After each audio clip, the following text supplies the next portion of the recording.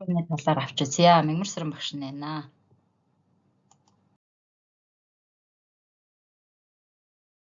За устрөгчийн холбоог тайлбарлахаас өмнө усны бүтцийг авч үзье тийм ээ.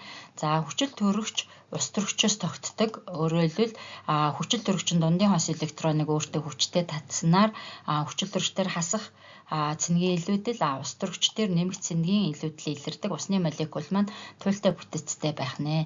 За устрөгчийн холбоо нь мөн усан дотор илэрх нь тий. Өөрөөр хэлбэл усан дотор байгаа молекулууд хоорондоо устрөгчийн холбоогоор холбогдно гэсэн үг. За өөрөөр хэлбэл устрөгчийн атомаар дамжин молекулын хооронд илэрдэг холбоог устрөгчийн холбоо гэх нь штэ.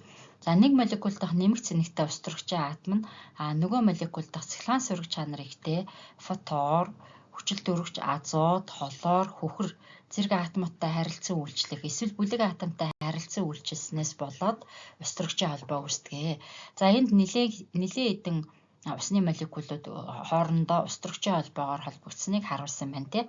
За тэгвэл устрөгчийн холбоогоор холбогдохдоо энэхүү нэг молекул дахь хүчил төрөгчийн сөрөг цэнэгтэй атом маань нөгөө нэг молекул дахь устрөгчийн нэмэх цэнэгтэй хэсэгтэй харилцан үйлчлээд устрөгчийн холбоог үүсгэж байна. За энэ мэтчлэнгээр усны молекул дахь бүх молекулууд нь хоорондоо устрөгчийн холбоогоор холбогддог байна шүү дээ.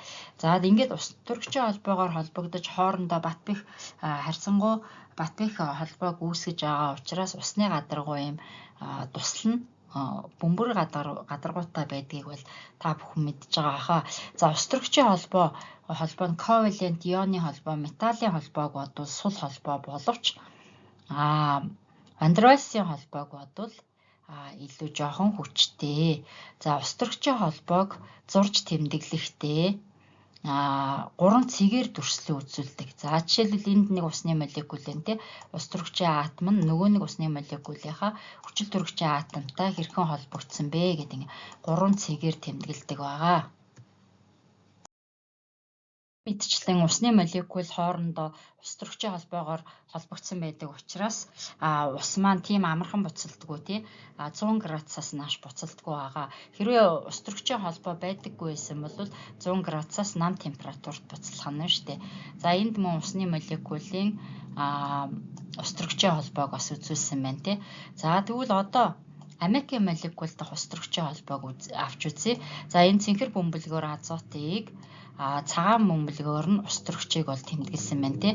За энэ молекул дахь азот нь нөгөө молекул дахь устрөгчтэй сул холбоогоор буюу устрөгчийн холбоогоор холбогдсон байна.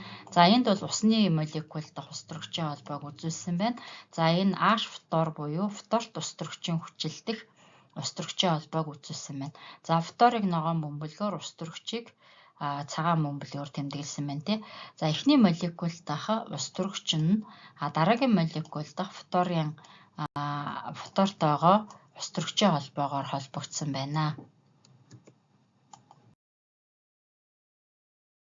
Би даачлаараа за усны молекул дахь устрөгчийн холбоог 3 цэгээр дүрсэлж үзүүлсэн шүү дээ. За үүнтэй адилхан H фтор, H холоор, H2-с NH3 дахь устрөгчийн холбоонуудыг зурж үзүүлээрэй. Анхаарал хандуулсанд баярлалаа.